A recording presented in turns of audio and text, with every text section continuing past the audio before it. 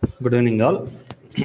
So happy to meet you all again in this series of lectures. So it is lecture 4 on probability and statistics. The topic what we are going to cover today is estimators. So usually estimators is not available in our usual syllabus, in our UG syllabus or PG syllabus. But this concept of estimators is important in some competitive examinations, particularly in GATE, CSIR. Actually, in GATE nowadays we don't have we don't have statistics. But anyway, suppose you are preparing for if you are from MSc Statistics and you are preparing for PhD in statistics, you have to write GATE statistics. At that time, this estimators is important. Also, but CSIR, in CSIR examination, certainly there are many questions asked in this estimators. Also, if you are preparing for TNPSC statistician postings, right? So not only TNPSC, for every state there are some statistician postings. So if you are writing that statistician postings, at that time this estimators will be there in your syllabus. Okay, so this estimators is somewhat higher level of area, but anyway you can answer the questions with the basic knowledge in probability and statistics. So how much basic? Suppose you have basic knowledge in engineering probability and statistics, you can do. Actually, it is very easy than that. Let me ask you a very simple question. What is expectation of x plus y? What is variance of x plus y? Can you answer these two questions? When x and y are independent? What is answer for these two questions? Expectation of x plus y, variance of x plus y.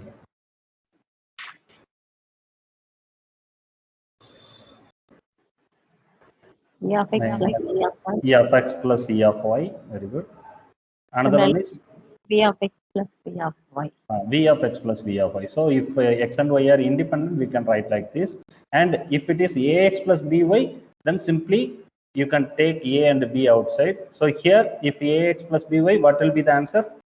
A square into V of x. A square V of x plus b square into V of y, right? So only with these 2 points, you can answer so many questions based on estimators, right? Only with these 2 points, but not for 2, but it is finite random variables. And not only for 2 random variables, for finite random variable, this result is true, right? Based on these 2 results, you may answer so many questions in estimators, but you should know some terminologies. That's all. So directly they won't ask you to find expectation or variance. Instead of that, they will ask you to find some terms related to estimator. For that term, actually directly you will find expectation and variance. So based on expectation and variance, you can answer that question. First of all, let me introduce what is estimator. So first I need to introduce what is random sample. So random sample is nothing but a collection of random variables.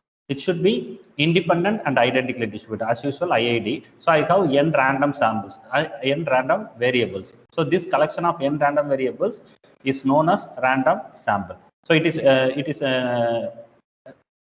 very simply in your sampling theory. So for engineering mathematics, there's a paper on sampling theory. So in sampling theory, always we are checking about we are comparing the mean variance of samples with the mean and variance of population, right? So it is like it is very much similar to that. But instead of a single sample raw data, here we have a random variable as our sample. Okay. Sample is nothing but a collection of n random variables. That's all. Then statistic. So what is statistic? So before that, let me speak about the term estimate. Where will you use this term estimate? So estimate means suppose you are going to buy a phone in a shop. At that time, you won't ask what is the estimation of your phone. But if you are building a company, you are in the process of building a home for you, and you are approaching the constructor. At that time, when you discuss with him, you may ask, sir, what will be the estimate of this project, right? So what is actually the difference between estimate and cost? So cost is somewhat fixed one, right? So cost of a phone, price of a phone means it is somewhat fixed quantity. It is a certain quantity. But estimate means you guess that quantity, and there is a very lesser probability to have change in that quantity. It depends upon the probability. So if the constructor tells you that he will the estimation of the project what you need is about 10 lakhs, then if the probability plays in your life at that time, the estimation may differ, right? If the probability is so nice, then you will get the final amount will be plus or minus to the estimated amount, right? So this is what estimation. So estimation is guessing some value. Probabilistically it may be correct, right? That's all. So that's what estimate. So here, so we are going to guess some value, isn't it? So that value will be a function of this random sample. So here I have n random variables, isn't it? So based on this n random variables, I can create so many functions. For example, I can create this function x1 plus x2 plus etc plus xn by n. So this one is very familiar function, isn't it? In our TAT talk, always we have very much focus on this function, right? We were very curious about this function, whether this function converges to mu like that. So weak law of large numbers, everywhere we were discussing about this function. So what are other types of function? Simply you can create this one, 2x1 plus 2x2 plus 3x1. That's all. So it is another function. Also you can create function like this, maximum of x1, x2, etc. So they are all functions of random sample, right? So this kind of function of random sample is known as statistic, right? This statistic going to estimate something, right? This statistic going to estimate something which we don't know. For example, let me show you a problem. So it is a CSR problem. So here some observations are given, right? Some observations are given, some values are given to you. They are from uniform distribution on data minus 0.2 to data plus 0.8. So usually in our basics probability and statistics theory, always yes, determined interval will be given to you, right? Closed interval a comma b, uniform distribution on open interval a comma b, closed interval a comma b, 0 to 1, 0 to 5, like that. But here we don't know the value of data, right? Actually the domain, we don't know the domain, right? We don't know the domain. Actually this data determines uniform distribution, but I don't know what is the value of this data. So it is from, so this data in real axis, it will be here. So the interval will be like this. So open interval data minus 0.2, data plus 0.8. But I don't know where this data, what is my value of data, right? What is my value of data, right? Now, but it is given that the observations are taken from this interval, right? What are the observations? I have 0.8, okay? I have 0.8 inside this interval, right? Inside this interval, I have 0.8, 0.7, 0.9, 1.2, 1.68, 1.4, 0.88, 1.62, right? So here some values for data is given, right? Some values for data is given, 0.7, 0.9, 1.1, 1.3, like that. That means you can substitute in the place of data, you can substitute 0.7, or you can substitute 0.9, or you can substitute 1.1, or you can substitute 1.3. But what is maximum likelihood estimate? But I don't know what is maximum likelihood, but I know what is estimate. Estimate means this value, sum of this value is going to be data value, right? Sum of in the available 4 options, I'm going to choose one option, and that option is going to replace data here. But in this interval, I should take these points. Therefore, what data I can choose? Suppose if I choose data as 0.7, I don't know what is maximum likelihood. Actually, so here I'm just without any basic knowledge on estimators, I'm going to guess this data, right? Guess this data. So data is nothing but a parameter, right? A parameter determining the interval on a uniform distribution. In this interval, I have some values, right? Observations are from this uniform distribution on this interval. Therefore, if I choose 0.7, the interval will be 0.5 to 0.7 plus 0.8. Therefore, it will be 1.5, right? Now look at these values, whether all these values lies in this interval. 0.8, 0.7, 0.9, 1.2, 1.68, 1.4, 0.88, 1.62. Whether all these points lies in this interval? No, sir. No, it is not, right? So 0.7 cannot be our value, right? What about other 3 points? Can you check? So here, what we need to focus is what is minimum value, what is maximum value. What? All the points lie on the interval. All the points should lie in our interval. Yes, sir. So what is minimum value in the available observations? Only if it is enough to check the minimum and the maximum value. Minimum and the maximum value lies in our interval, then certainly other values are going to lie in our interval, right? So what is minimum value? 0.7, sir. What is maximum value? 0.68. 0.68, right? Right, not 1.68, right? 1.68. 0.68. So what value I can choose in the available 3 options? 0.9. 0.9. It is 0.9, isn't it? Because if I choose 1.1, it will start from 0.9. So 0.7 will not be included in my interval. If I choose 1.3, then also 0.7 cannot be in my interval. Therefore, I should choose 0.9. Right? So it is not correct way to find maximum likelihood estimator. There is a procedure to find maximum likelihood estimator, but here, based on the knowledge on estimators, we are guessing some answer. Fortunately, this answer is correct one. This answer is correct one. But look at the idea. But here, the important thing is we don't use anything on uniform distribution. Actually, here what we mean by uniform distribution is all the points have equal probability to choose. That's why the problem is seems to be very simpler. But if I, instead of uniform distribution in this place, if I have normal distribution or exponential distribution, then we have to do something.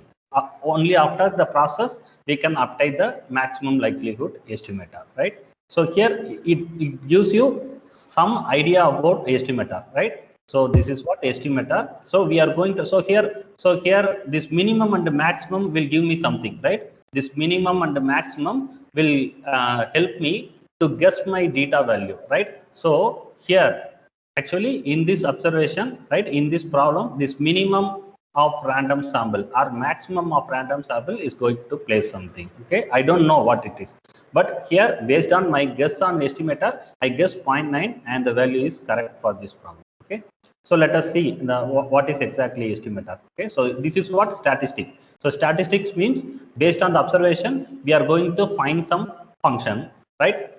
Observe actually what is 0.8, 0.7, 0.9? It is nothing but x1, x2, x3 like that. So this is what observed value.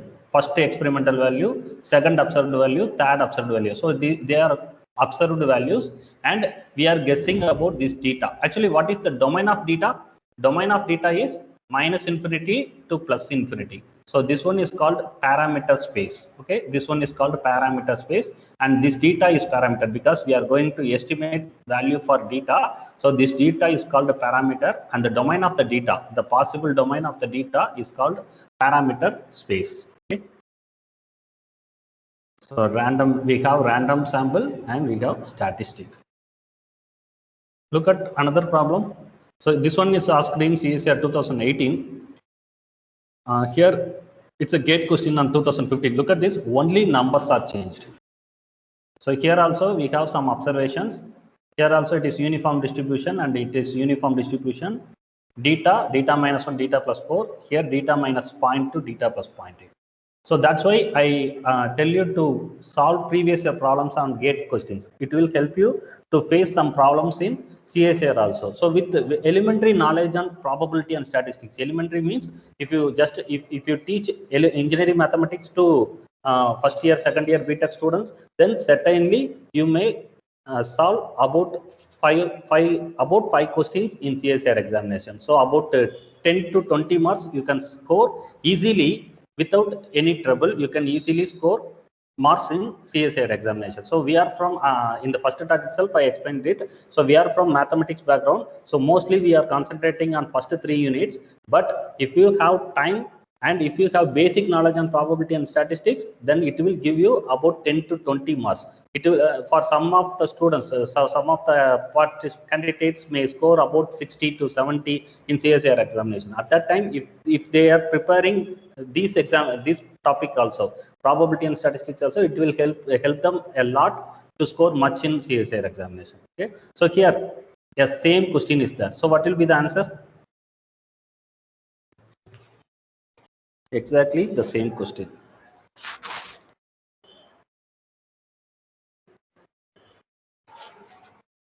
Substitute some value for data and verify all the observed. 1.8, sir. 1.8. Okay, what is your minimum value? Minimum value is 1.1. Maximum value is 5.7. 5.7. Okay. So 1.8 means 1.8. So it will be 0.8 to 5.8.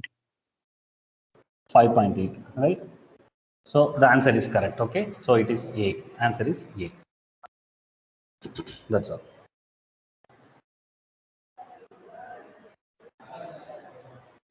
Suppose Okay. another values also it is coming. Which one? For which? No, I'm not asking. Suppose if I substitute x equal to 3.6. So at that time you have to do this one, maximum likelihood estimate. I think in uniform distribution you may not have such values. In uniform distribution, actually there is one more problem in GATE examination. It will be 0 comma data and general observations x1, x2, etc. xn. So what will be the best estimate of data? So the answer will be maximum of this one. So for every, if it is uniform distribution, if the samples are following uniform distribution, then the answer will be this one.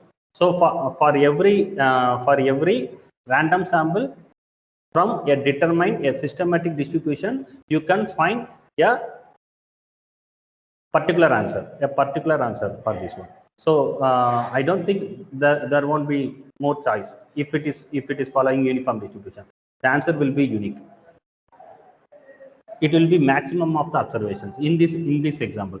If it is 0 to data, then we can prove the best estimate is maximum likelihood estimate will be nothing but the maximum of the random samples. So similarly for this also we can prove. Okay. Okay. So let me start. So what is estimation theory? So estimation refers to the process by which one makes inferences. So inferences means what we mean by inference, it is coming to a conclusion based on evidences, right? Based on evidences, we are coming to conclusion. So here the evidences means based on information obtained from a sample. So from sample, we have some information. Based on the information, we are concluding something about the population, that is called estimation, right? So point estimate means nothing but a particular statistic, right? A population parameter is a single value of a statistic, right? For example, sample mean. Sample mean is a point estimate of the population mean. Similarly, sample proportion is a point estimate of the population proportion P. So in engineering sampling theory, for engineering students, you may have so many functions, right? So many functions. What is standard error? What is mean? What is standard deviation, like that? So these functions are nothing but point estimates, right? They were developed by statisticians. For example, in some book, there is one more interesting thing. In some book, in the place of variance, in some books they will follow this definition: summation xi minus x bar square divided by n. But in some books they will follow this definition: 1 over n minus 1 summation xi minus x bar the whole square. So why there is a difference? Actually, they are two estimates. They are two estimators.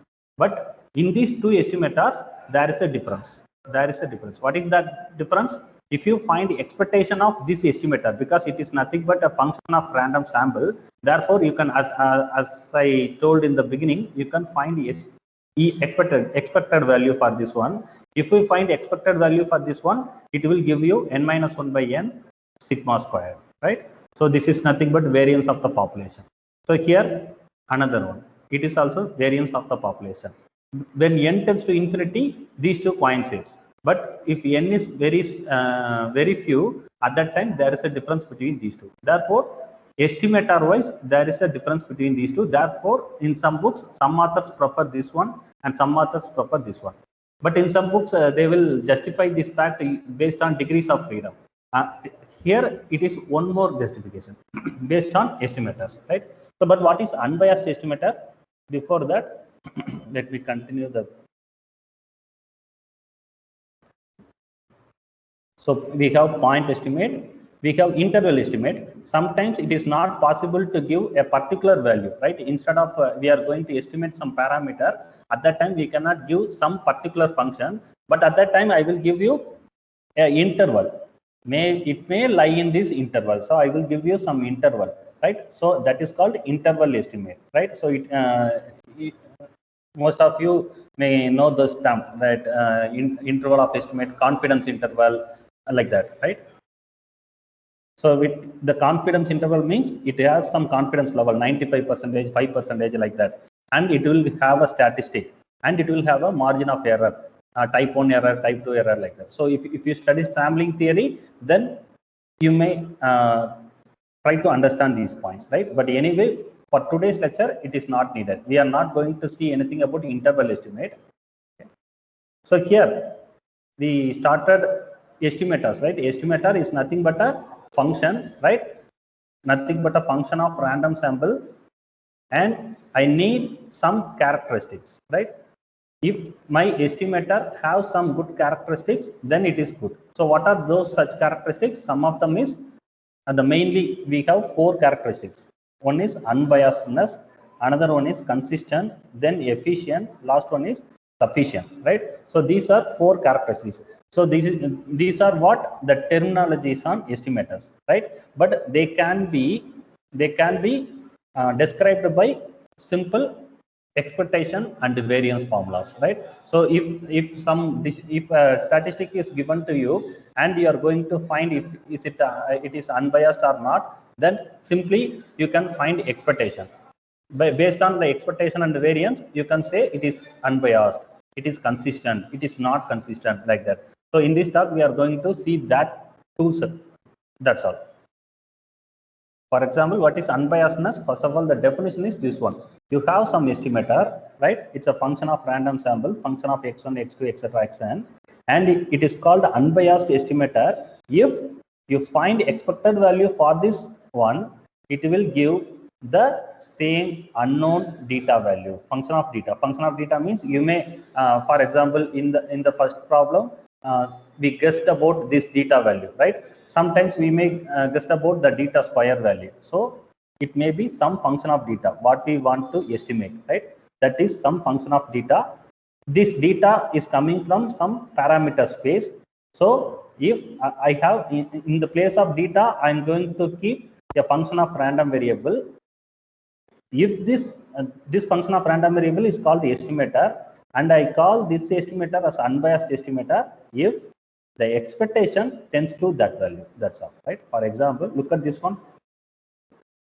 I have a random sample from normal population with mean mu and variance 1, and I'm going to show that this function of random variables, right? So this sample, I'm constituting a function from these available samples. This is unbiased estimator of mu square plus 1, right? This is unbiased estimator of mu square plus 1. How I can prove this? Look at this. What is E of xi? E of xi is this ith random variable's mean. Therefore, it will be mu, right? What is V of xi? Ith random variable's variance. So it will be 1. Because here in this sample, each xi follows normal distribution with the parameters mu and 1. Therefore, I should have expectation of xi equal to mu, variance of xi equal to 1. Now, variance of xi can be written like this. Expectation of xi square minus expectation of xi the whole square. Therefore, I can get expectation of xi square equal to 1 plus mu square. Okay. Now, what is expectation of t? Expectation of t is 1 by n expectation of summation of expectation of xi square, right? I apply expectation to this T function. So here I get this one. Simply I distribute my expectation into the summation. Now what is E of xi squared? Already I have computed this 1 plus mu square. I simply substitute it here. The final answer is 1 plus mu square. So I got E of t equal to 1 plus mu square. That's all. E of t equal to 1 plus mu square. Therefore, I have this condition. E of t equal to function of theta. So here theta is nothing but mu square plus 1, right? Gamma of theta is nothing but mu square plus 1. I'm going to estimate this value, mu square plus 1, based on the sample, right? Based on my n samples, I'm going to estimate mu square plus 1, and this mu square plus 1 is nothing but this one. Here t, I choose a function of random variables. It satisfies this condition, E of t equal to 1 plus mu square. Therefore, I can say it is unbiased estimator. That's all. So unbiased estimator means you have to find a function on random variables, and you need to find expectation, and it should give the same value for which you want estimate. If it comes, we say the statistic as unbiased estimator. Is it clear?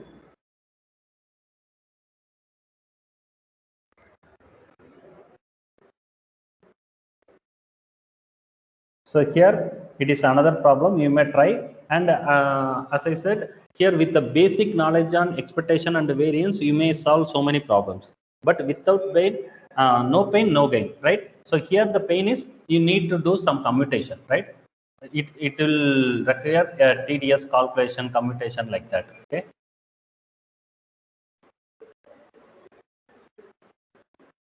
Look at this one. Another random sample of size pi is drawn from a normal population with unknown mean mu. Consider the following estimators to estimate mu. So what we are going to estimate? Mu. So this is my function of random sample. I want to find is T1, T2 are unbiased estimators, right? So simply I will find expectation of T1. So what will be E of T1? E of T1 will be this 1 by 5 can be taken outside, summation of expectation of xi. Am I right? Now all these samples are taken from normal population with unknown mean mu, right? The population mean is mu. Therefore, I can write E of xi equal to mu.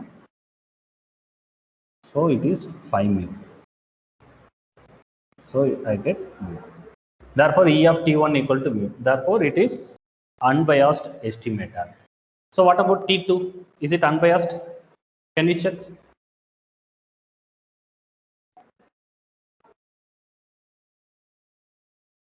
What is the expectation of T2?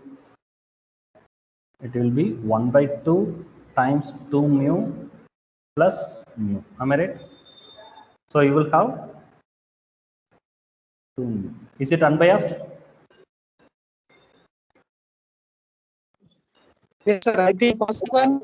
First one. What? Sorry, your voice is breaking. First one is unbiased. Second one is not unbiased. That's all. So you find expectation and it is not equal to mu because you want to estimate mu. So the final answer should be mu. Here I don't get mu. Therefore, it is unbiased. Sorry, it is not unbiased. That's all.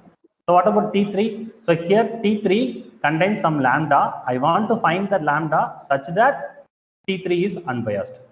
Therefore, I find expectation of T3.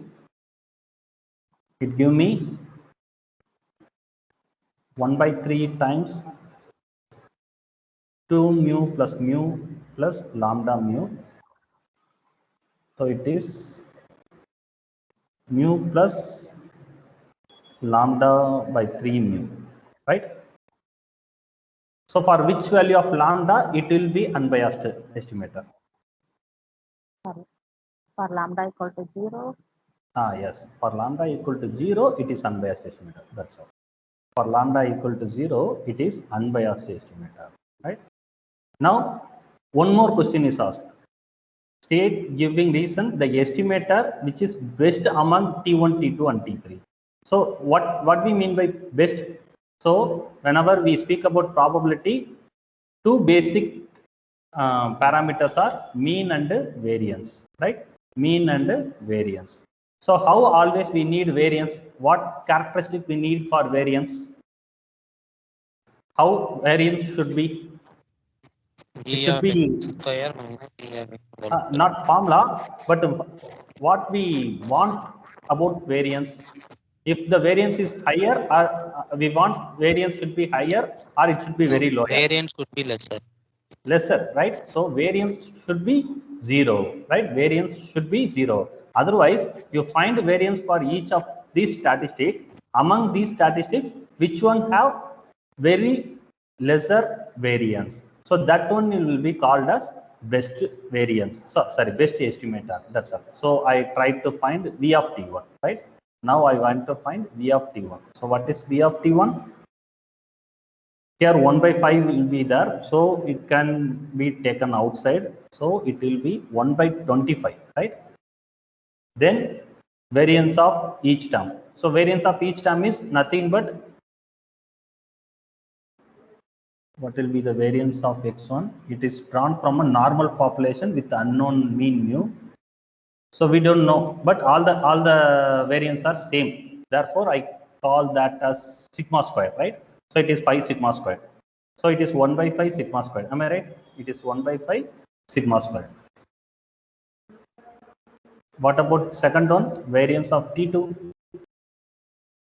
Variance of T2, 1 by 4 2 sigma square. Am I right? For the first two terms, I apply variance. So 1 by 4 will come outside. So sigma square plus sigma square, 2 sigma square plus another sigma square, right? So it will be 6 by 4, right? 6 by 4. So it is 3 by 2 sigma square. What about variance of T3? 1 by 9 can be taken outside, and here 2 sigma square plus lambda sigma square. But what is lambda? Lambda is already 0. Therefore, we don't bother about lambda. So T sigma square plus sigma square. So it is 3 sigma square. So it is 1 by 3 sigma square. So what are the variance of T1, T2, T3? 1 by 5, 3 by 2, 1 by 3. 1 by 5, 3 by 2, 1 by 3. Correct. So which one is very lesser? Sir, excuse me. For the third one, T3, you can take 2 square, isn't it? Okay. Sorry, it is 2 square, right? So, okay, thank you. So it is 5. Am I right? Okay. 2 square plus 1. So it is 5 sigma square. Okay. Among these values, which one will be lesser? Minimum value 1 by 5 sigma square, 3 by 2 sigma square, 5 by 3 sigma square. 1 by 2. 5. This 1 by first 5. one, right? 1 by 5 sigma square. Therefore, T1 is the best among these three. That's all.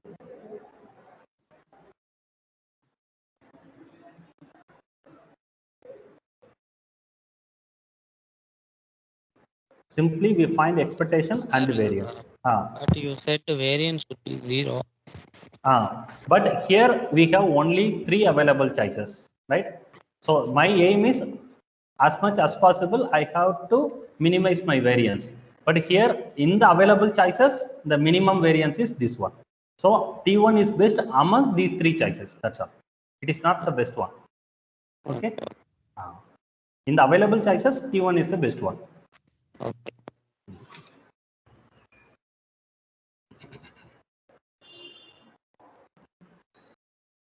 So here one more problem. It is very similar to this. Therefore, I want to skip this one. But here one more question is that are T1 and T2 are unbiased estimators. I hope you are able to find it. And a value of lambda such that T3 is unbiased estimator. You can find it. And with this value of lambda, is T3 a consistent estimator? So what we mean by consistent, I don't give the definition here, but later we are going to see. Okay. So which is best estimator? So once again, you have to find the variance of T1, T2, T3, and you have to find the minimum of them. So it is very similar to the previous one. So I think I may skip this. Try yourself. So this point already we discussed, right? So we have two different estimates of variance, but in the available variance, this one is unbiased one, because if you find the expectation, it will give the same sigma squared, but here you will get n minus 1 by n. It will be a function of n. It will be based on the size of the sample. If the size of the sample is very large, then you can accept this s squared. Otherwise, you have to go with this choice, capital S squared. So that's why in many books they will follow this form. Instead of n in the denominator, they will have n minus 1 in the denominator for the variance. So here we comes to consistency. So only 4 terms are there: unbiased, consistent, efficient, sufficient. So let us see what is the, then we will try to do problems on the. So what is consistency? Consistency means we have this notion. What is this notion? Right arrow, a P above that. Is there any name for this?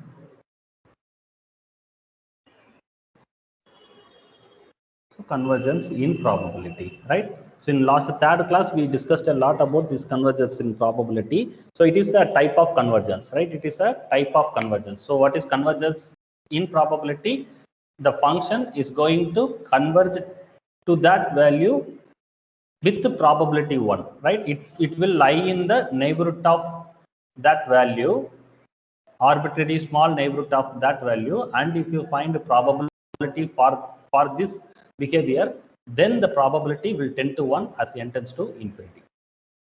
For nth random variable to lie in the neighborhood of this gamma of theta, the probability, you find the probability for that Pn, we call that as Pn. If Pn tends to 1, we call it converges in probability, right? It is another notion. Like in measure theory, we have convergence in measure, converges almost everywhere. Like that, here it is converges in probability, right? If a statistic, right? If a statistic or estimator converges to that gamma of theta in probability, we say that one as consistent estimator, right? But in the previous class, in third class, we discussed about WLL, that means weak law of large numbers. In weak law of large numbers, almost we discussed about sample mean, right? Sample mean is always consistent estimator of population means, because by weak law of large numbers, always we will have this property. Probability of modulus of xn minus mu less than epsilon will tend to 1 as n tends to infinity. That means xn will converges to mu in probability. This is what weak law of large numbers. Therefore, always this random sample, that means average of the random samples. If you have n observations, you find sample mean. So sample mean is sum of the observation divided by number of items. This sample mean is a consistent estimator of population mean. Now look at this problem. Here we ask this question, right? Whether T3 is consistent estimator. But if you solve this problem, you will get lambda value as 1, right? If you solve this problem, if you find lambda, finally you will get lambda equal to 1. Therefore, this T3 will be nothing but x1 plus x2 plus x3. That means sample mean. So sample mean is always consistent estimator of mean, population mean. Therefore, this is true. So unbiased estimator means you find expectation for that estimator and it should give the same data value. Consistent estimator means you find convergence in probability for that Tn. If it converges in probability to that gamma of theta, we say it is consistent estimator, right? But it is hard to find convergence, right? Therefore, some conditions are there to verify consistency. What is that condition? Once again, in terms of expectation and variance, we have condition. So simply find expectation of that Tn and verify whether this expectation of Tn converges to gamma of theta.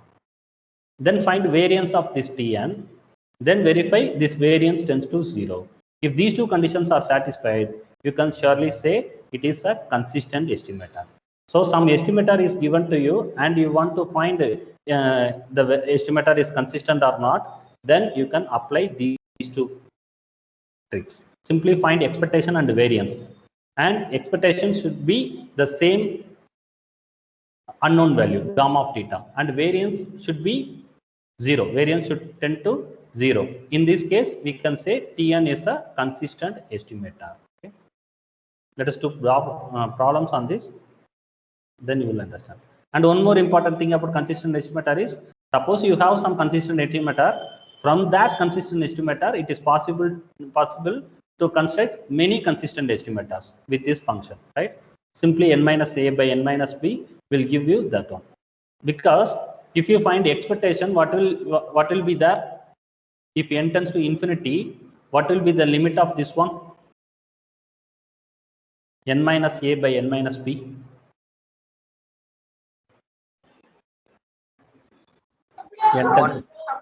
It goes to 1, right?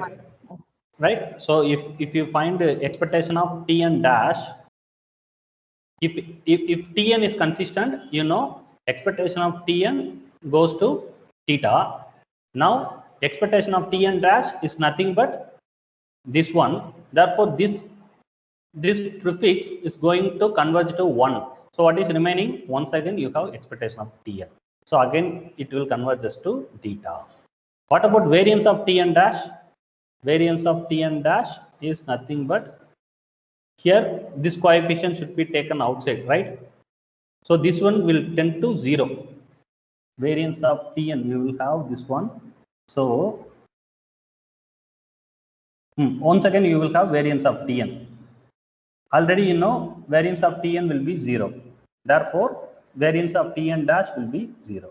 So based on sufficient condition, you can say if Tn is consistent estimator, then this Tn dash is also consistent estimator. Okay. So there are some implications among those estimators.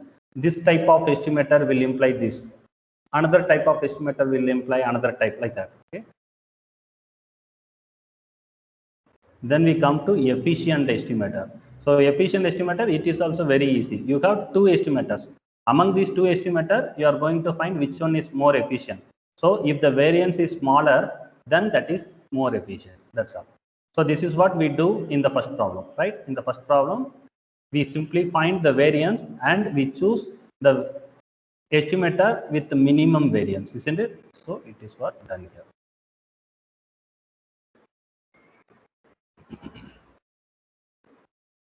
This is called efficiency, right? So unbiasedness, then consistency, finally we have efficiency. Okay. Then sufficiency. Next property is sufficiency. So this one is a little bit complicated to understand. So we try to do. An estimator is said to be sufficient for a parameter. So we are going to estimate some parameter, right? We have a estimate T.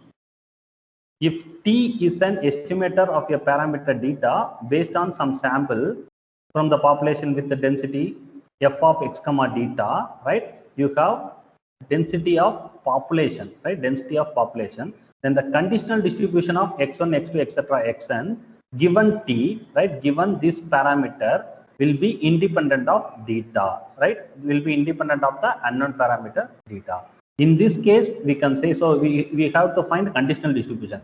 But how can I find conditional distribution? I have to go for joint distribution first.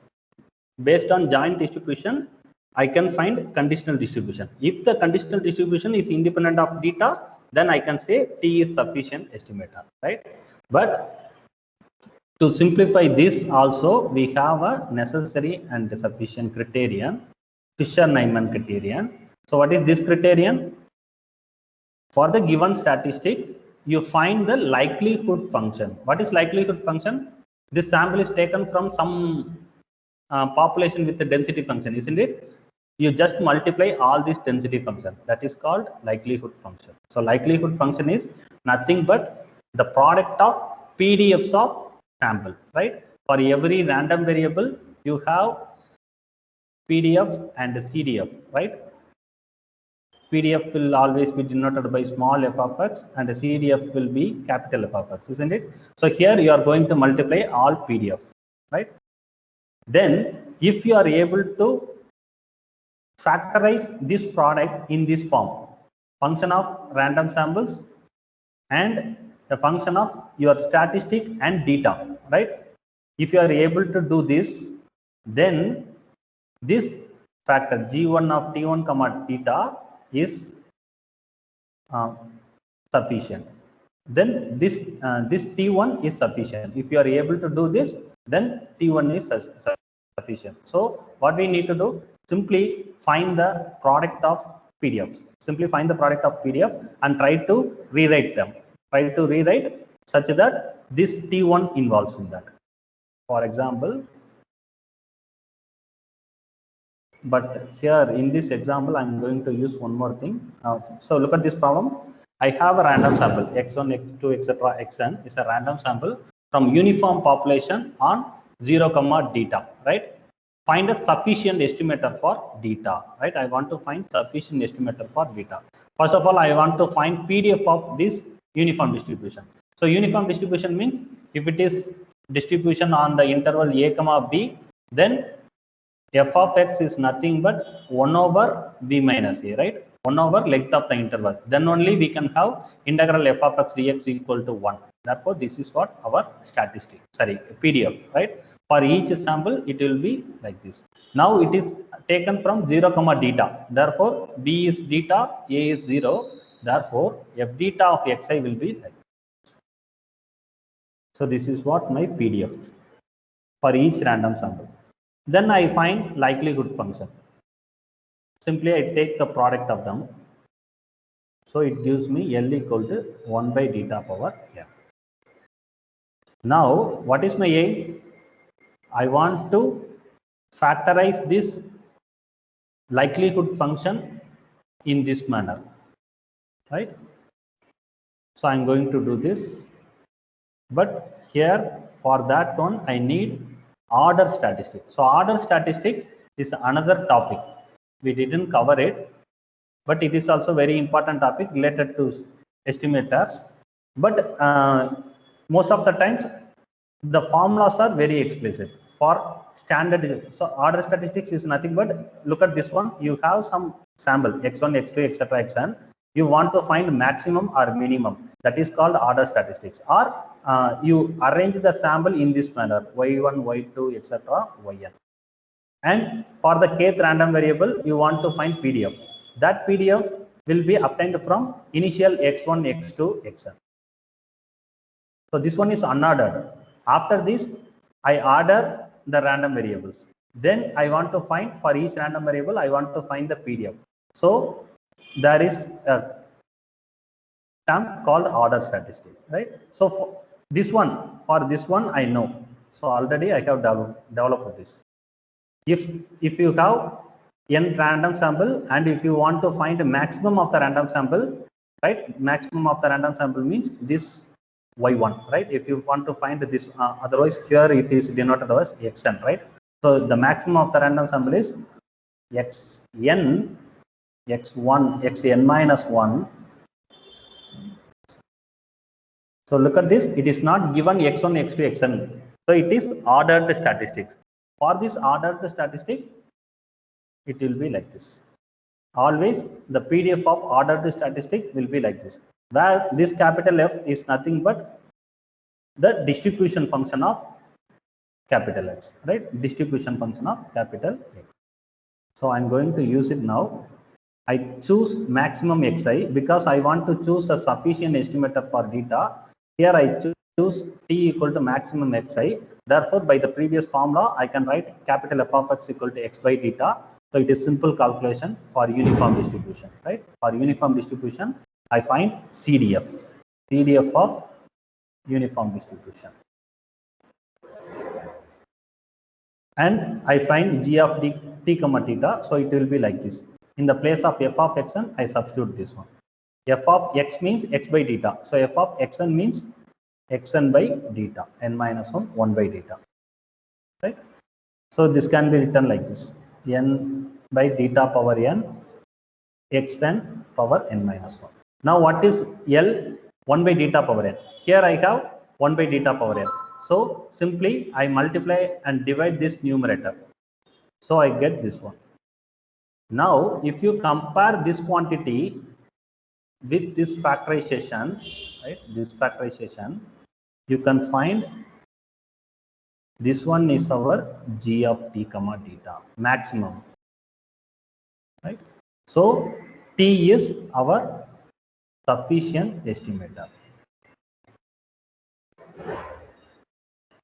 maximum of the estimator. If you choose t, then it will satisfy Fisher-Neyman condition. Therefore I choose that random variable as sufficient estimator. And in GATE examination, as I already mentioned, there is a very similar question is asked. Suppose x1, x2, xn are random sample from a uniform distribution on 0 comma theta from the available. So 4 options are given and they wanted to find which one is sufficient. In that option, I had this maximum random variable. So I will choose that maximum, right? So you need not to do everything in your examination. So these are practices, right? You want to study textbook, right? So in that textbook, they will give some standard problems on standard distributions, right? By doing that problem, you can understand the topic and you can get some results on that topic, right? Now, on the competitive examinations like CSIR, GATE or NBHM, you can use that result and easily find the answer. You need not to do everything again in the examination. This is for your practice. So it is what sufficient estimator. So in particular, sufficient estimator is the one a little bit complicated to find. Okay. So it is another sufficient statistic. Distribution with the PDF this e power minus xi minus 1. Therefore, I find a capital L. From capital L, once again I find a order statistic, and this time for different distribution I choose minimum. Instead of maximum, I am going to choose minimum. So this minimum will act as sufficient statistics for data. In most of the examination, they will give this function and they will give 4 choices. Which one will be sufficient? So you have to choose minimum. So this is done here. So as I said, here only some commutations will be there. So I skip this computation. Go to next one. So it is for your reference. So what is order statistics? So it is an example. If each random variable follows exponential distribution, then minimum random variable means it is another distribution. How can I find the statistics? How can I find the distribution of minimum or maximum? Look at this. I want to find the distribution function. So distribution function of minimum. So if minimum is less than or equal to some value, right? Now I can rewrite this one like this. 1 minus probability of capital Y greater than or equal to small y, right? Now, if the minimum random variable is greater than Y, then all the random variables are greater than Y, isn't it? That's why I can rewrite this statement like this. Now, these Xi's are from IID, random sample. Therefore, they are independent. Therefore, I can reduce this one as this one. P of A intersection B can be written as P of A into P of B when A and B are independent. Therefore, I use that property. Now, for each x1, x2, xn, I apply the PDF. So I apply the capital F. I apply capital F. Therefore, finally I get a CDF for capital Y. What is capital Y? Minimum function. But this CDF is nothing but CDF of exponential distribution with the parameters, nothing but the sum of the given parameters. Right? So this is how we are getting minimum or maximum. So this one is not related, it is related with the estimator, but you need not to commute everything. But you have to know when a distribution, when a random sample is given from a family of distributions, you have to know which will be minimum, which will be maximum, like that. Right? For standard distribution, there are so many results available.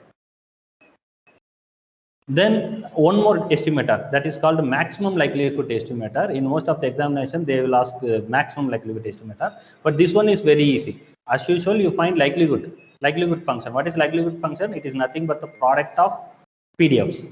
Find the product of PDFs, then find the maximum of L. So how we are going to do this?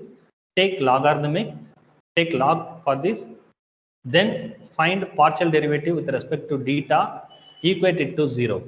So it is very similar to find maximum of some functions, right, in real analysis.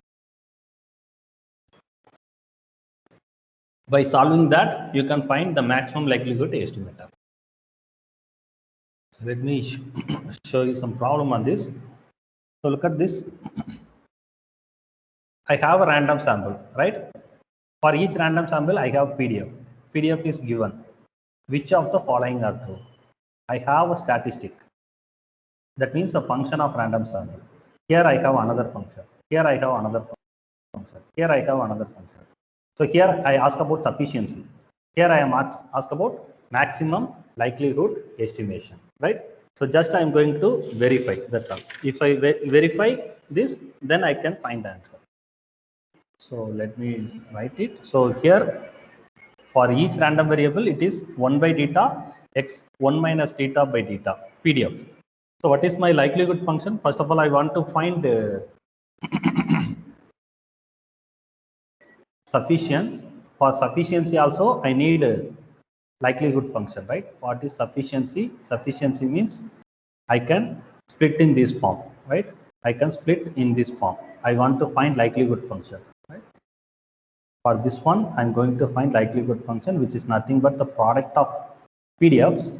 So I'm going to multiply n products, n PDFs. Therefore, I will get 1 by theta power n x1 1 minus theta by theta, x2 1 minus theta by theta, xn 1 minus theta by theta. So I will have 1 by theta power n product of xi 1 minus theta by theta. Okay.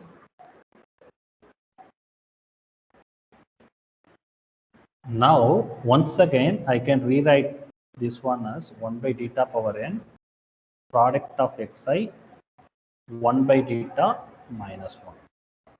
Now this one can be splitted. Therefore 1 by theta power n product of xi 1 by theta. So product of xi minus 1. So this one is simply function of random sample. Here it is g of x comma theta, right? G of x comma theta comma t. So this one is function of random samples. So it is of this form.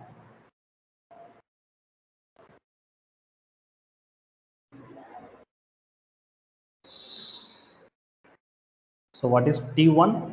T1 is nothing but the function of random sample here is product of Xi. Therefore, this product of Xi is a sufficient estimator. So simply I find likelihood function and I splitted them into this form. Then I find it is sufficient. What about next one?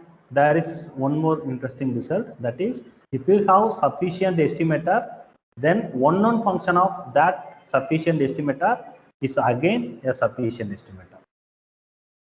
One known function of sufficient estimator is again sufficient estimator. What about this one? Minus 1 by n summation ln xi is there. So it is nothing but ln of this. So if it is capital T, minus ln okay, ln minus 1 by n ln, right? If you take minus 1 by n ln t, it is nothing but one known function of this sufficient estimator. Therefore, it must be sufficient. So here I use a result. So there are some so many results regarding estimators. So this will satisfy this will satisfy this, like that. Then I need maximum likelihood estimator. Here also you may have some doubt. But the second one is very easy. Maximum likelihood estimator means you have L, right? You have L. I'm going to find logarithm of that capital L. Then I am going to find partial derivative with respect to theta. So what is log L? Log L will be, so it is your L, right? It is your L. Therefore, log L will be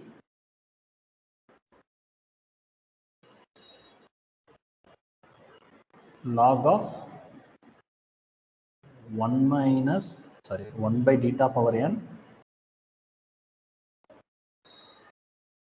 phi xi, product of xi power 1 by theta minus 1. Product of xi 1 by theta minus 1. All right. So what is this value?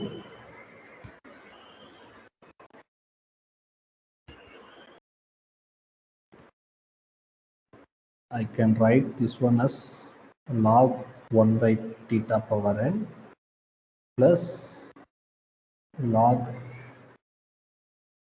product of xi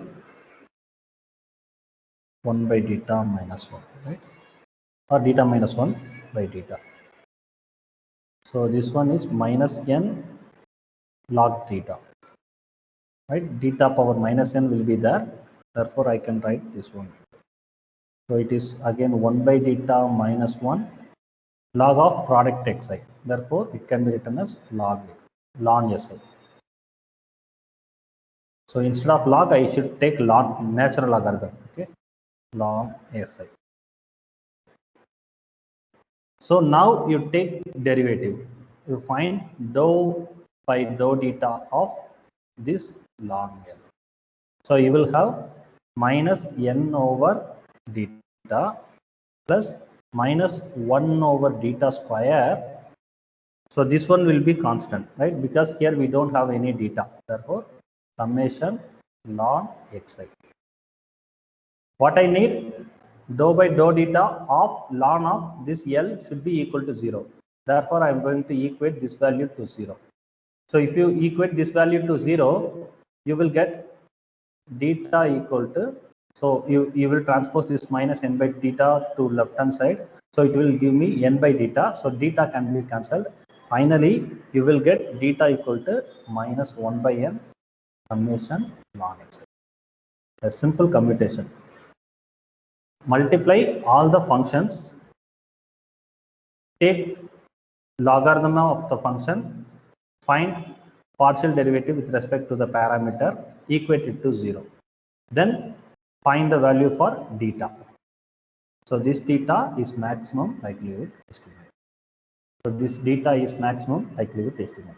So clearly we can say 3 is not maximum likelihood estimate because maximum likelihood estimate always obtained by this expression. Therefore, 3 is not. So the options are 1, 2, and 4. Always finding this maximum likelihood estimator is very direct, but somewhat tedious. Take a product, take log, find derivative with respect to theta, equate it to 0, find the value for theta. That's all. That are the systematic steps to find the maximum likelihood estimator. Okay. When this PDF is somewhat complicated, the commutation will be tedious, little bit tricky. Try this one. I think this question from CSR 2020, I think, right?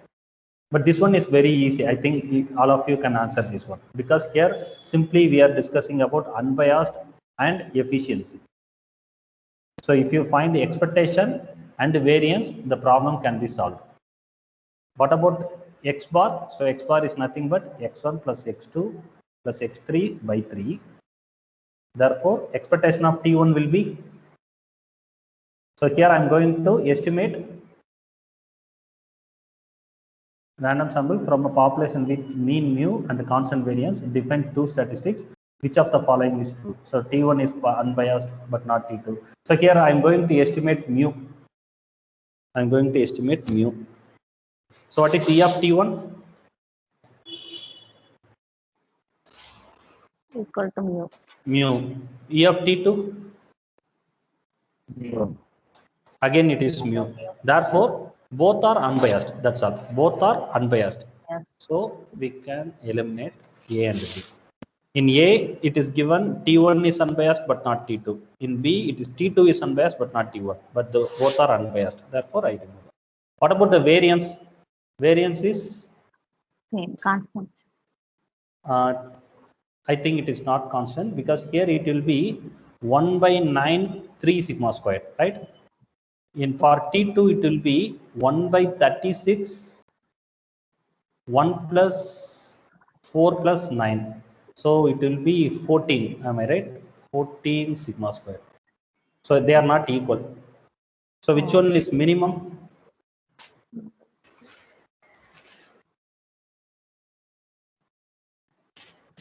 First one. I think first one. T1, sir. T1, right? T1 is minimum. So therefore, T1 is more efficient than T2. That's it. Simply find expectation and variance. What about the next problem? Here, which formula you are using? What? Last slide. Which one, please? Last slide. This one? Huh? Previous one, sir. Previous one. Here. Yeah, here 1 by 9 into 3 sigma square you written. So this one, okay, 1 Yeah, by 9 into 3 sigma square, because I want to find variance of T1. So here 1 by 3 is multiplied everywhere. So I want to take that 1 by 3 as a common factor. Therefore, it will become 1 by 3 square. So it is 1 by 9. Variance of x1 plus variance of x2 plus variance of x3. So it is 3 sigma square. Okay. so constant term will come as square. Yes, because variance Reciprocal of of the square. not reciprocal of the square. It is the formula. If variance of ax plus b is there, it is nothing but a square of variance of. For constant, variance is 0. Therefore, we will have a square. So whenever you have coefficient to this x, you need to take the square out of variance. Right?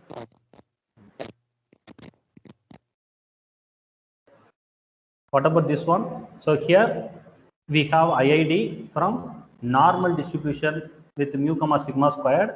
I have estimator Tn equal to xn bar. Then I'm asking about these statistics Tn, right?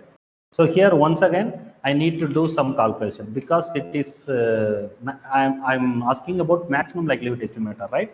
Therefore, I want to find likelihood function. So what will be my likelihood function? First of all, I must know what is my PDF.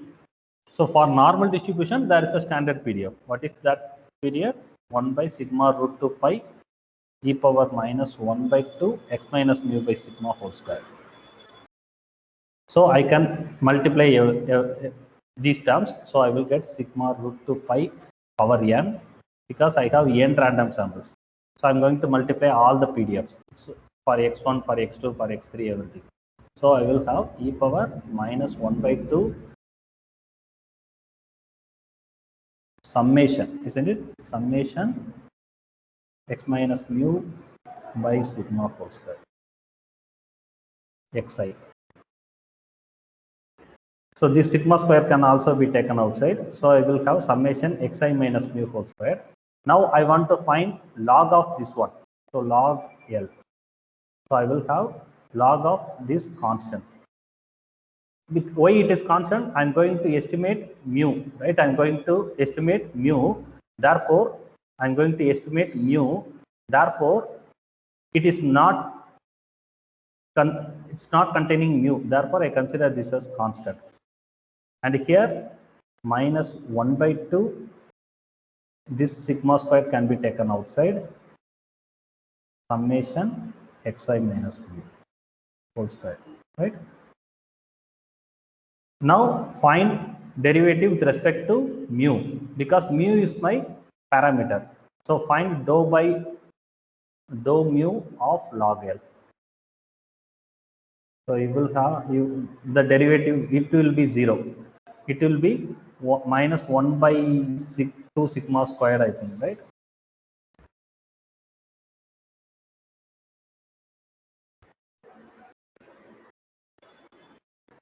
minus 1 by 2 sigma square summation. Here you want to find the derivative, right?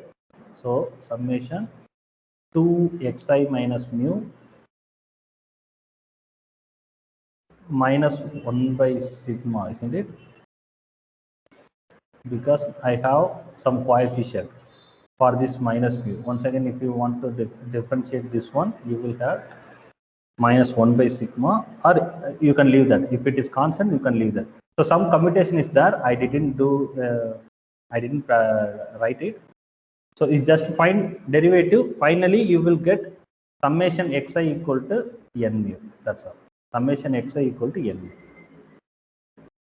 If you equate this value equal to 0, you will get this 2 will be cancelled. This 1 by 6 square, 1 by sigma square will be cancelled. So finally, it will be summation xi equal to summation mu. So it will be summation xi equal to n mu. Summation xi equal to n mu. Therefore, mu equal to summation xi by n. So this Tn x bar is maximum likelihood estimator. So you can come to this conclusion. What about consistency? How can I find it is consistent or not? Using expectation and variance, right? Using expectation and variance. So if I find expectation of this statistic, I will find n mu by n, isn't it? Because the statistic is this one, summation xi by mu. So if you find the expectation of this one, E of t, you will get n mu by mu. So it will be, sorry, n mu by, it is n, isn't it? N mu by n. So it will be mu. So E of t will be mu. What about variance of t? Variance of t will be 1 by n squared n sigma square. What about the convergence of variance of t when n tends to infinity? It tends to, here I have 1 by n square n sigma square. It's 0, right? So I have expectation of t equal to mu, variance of t tends to 0. Therefore, it is consistent. Now, what about this one? 1 plus 1 by n times tn. Once again, you can verify expectation and variance. So if you find expectation for this one, right, it is nothing but constant multiple of, it is nothing but the function of n multiple of tn. So you can take this outside 1 plus expectation of tn. Am I right? What about the convergence of this one when n tends to infinity? 1 plus 1 by n converges to 1. 1. Therefore, again you will get Tn only. mu, expectation of tn. Therefore, it will converge us to mu. What about the variance of this one?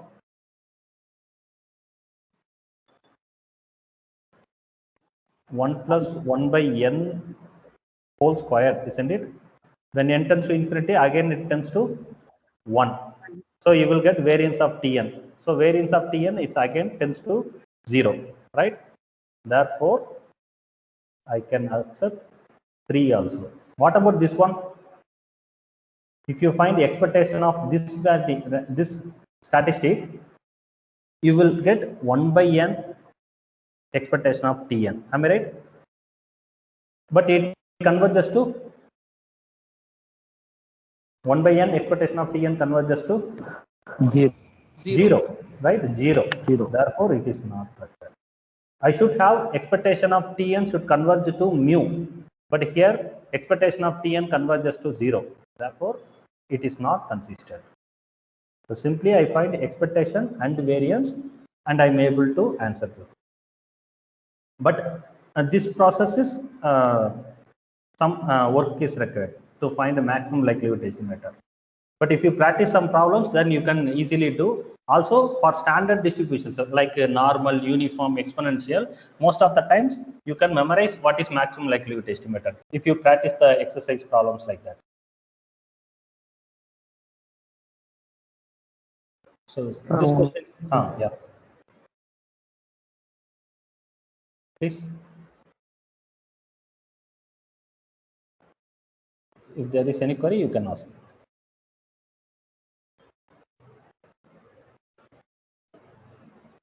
Okay. So this one is another problem. So it is very interesting problem. X follows some Poisson distribution, right? Delta of x is unbiased estimator of some function, okay? E power minus lambda 3 lambda square plus 2 lambda plus 1, right? So here it is a function of mean, right? Function of mean, that means gamma of theta, right? Gamma of theta, right? We are going to estimate this e power minus lambda 3 lambda square plus 2 lambda plus 1. I don't know what is that statistic, right? I don't know what is that statistic. So it is a function of x, that's all. It is some function of random variables, random sample. I need this value. Summation k equal to 0 to n delta of k. So first of all, I want to find this delta of x, isn't it? What is delta of x? If I am able to find delta of x, then I can, in the place of x, I can substitute 0, 1, 2, etc. and I can find the sum of these values, right? So how I am going to do this? I don't know what is that statistic. I take that statistic as delta of x, okay? Delta of x. But what is unbiased estimator? If you take expectation, you will get the same value for which you are going to estimate, right? You are going to estimate g of lambda. So answer will be this one, e power minus lambda 3 lambda square plus 2 lambda plus 1. That's all. After this, the process is simpler because here you know what is expectation of delta of x. So x follows Poisson distribution. Therefore, this will be summation k equal to 0 to, I think it is infinity. Okay, it is infinity, not n. There is no any n here. So it is infinity delta of x e power minus lambda, lambda power x by x factorial. Am I right? Because it is expectation of some function of Poisson random variables. Therefore, for Poisson random variable, PDF is e power minus lambda, lambda power x by x factorial. So I apply definition. So here I have e power minus lambda 3 lambda square plus 2 lambda plus 1. Now this e power minus lambda can be cancelled in both sides because this e power minus lambda can be taken outside. So it can be taken outside. So it is delta k. It is delta k because running variable is k. So in this place I have to substitute k. In the place of x, I have to substitute k. Right? Delta of k e power minus lambda, lambda power k by k factorial. So this e power minus lambda can be cancelled. So what can you say if you compare the coefficients? What can you say? So here I will have delta of 0, lambda power 0 by 0 factorial. So delta of 1, lambda by 1 factorial. Delta of 2, lambda square by 2 factorial. So it goes like this. If you compare the coefficient, what can you say? What is delta values? Delta values? What is delta of 0? It is constant term here. So it must be 1. What is delta of 1? 2. 2. What is delta of 2? 3. 3. What is delta of 4? 5. Delta Zero. of 2 equal to Huh? 0. 0, because we don't have any lambda cube term here, right? Actually, what is delta of 2? It is not 3, I think. Delta of 2 by 2 factorial is 3. Okay. Delta of 4 is 0. Everything is 0, right? So if you add these values, what will you get? Everywhere it is 0. For every other integer, del value is 0. Therefore, if you add these values, what will be your answer? 9. 9. So answer is 9. So look at this in all the problems. So that's all. So I have selected only minimum number of problems. But in CSIR examination, always you can see a problem on estimator in part B as well as in part C. So many problems are there, but easily you cannot get solutions like in real analysis or algebra. So there are in market so many books are available for other to find answers for these questions. But for statistics, there is no any good book available to verify the answers of previous year questions. Sometimes in keys also we have some wrong options. So we have to find the answer with the help of textbook. So go through the contents of the textbook and try to find the answer with the help of textbook for these questions and verify with your friends. Then only you can come to some conclusion. But if you do with the minimum, so basic computation with the engineering, so most of you may come from engineering college background. At that time, you may feel some difficulty to study very strong mathematics. Like you may have, you may be familiar with continuity, uniform continuity everywhere. But when we come to uniform convergence or when we come to measure theory, you may have some difficulty. At that time, you should try to get marks from probability and statistics, because in probability and statistics like this one we have very simple problems. With the help of basic statistics what we study in engineering books, we can solve so many problems. If you see first lecture or second lecture, you may see that. But in our third lecture we used a higher level of mathematics, very higher level of mathematics, right? Very standard mathematics. That one is developing theory, but this one is understanding the basics.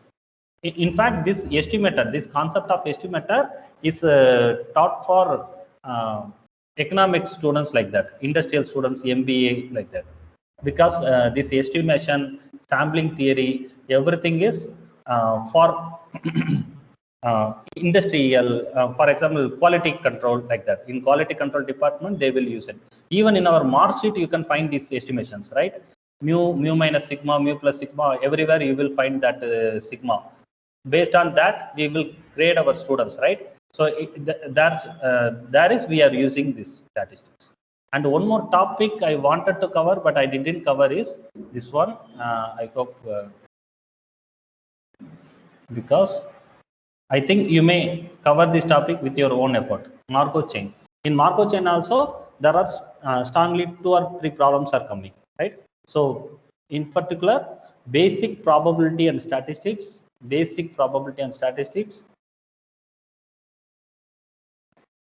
in higher secondary level and engineering, for engineering level, Bayes theorem, everything, and estimators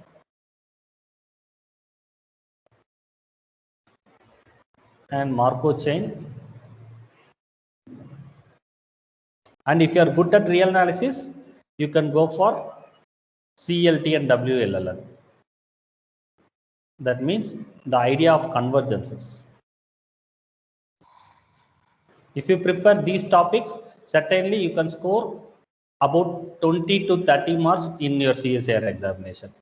But you should, at least you must spend about 1 or 2 months to prepare these topics with some good books and the previous year questions.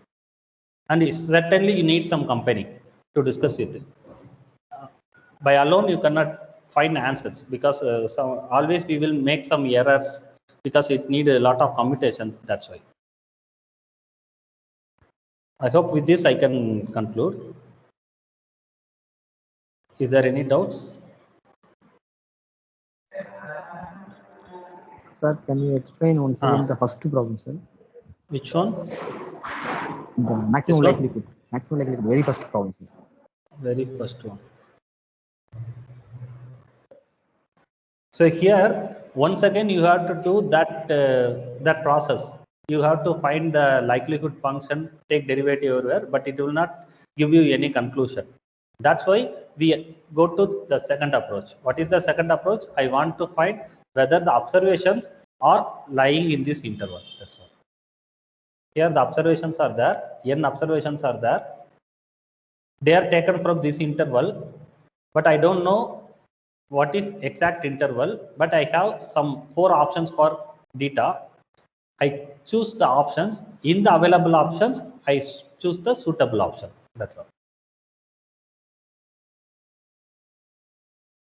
Because here the likelihood estimator will be likelihood function will be 1. So if you find dou L by dou theta, it will be 0. That's why. So you cannot find the value for theta here.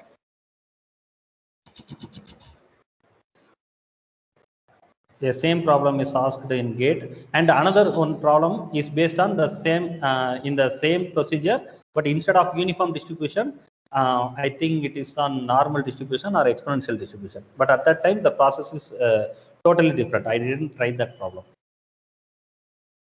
If you find previous year GATE questions, then you can see that problem. So many questions are asked in this manner. Mostly uniform, exponential, normal distributions are used.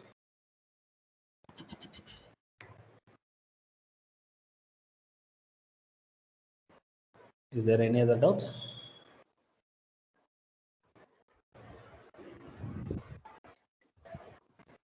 Okay, Saravanan, thank you so much for your Thank you. suggestions Thank you. in Thank this you. workshop.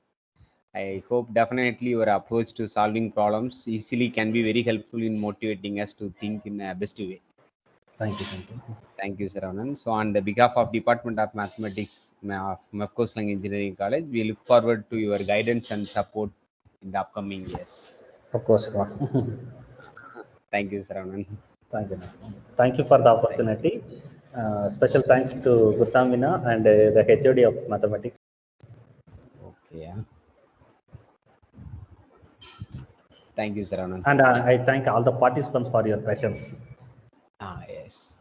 Thank you so much, sir. It is very interesting and useful. I've learned a lot. Thank you. Thank you.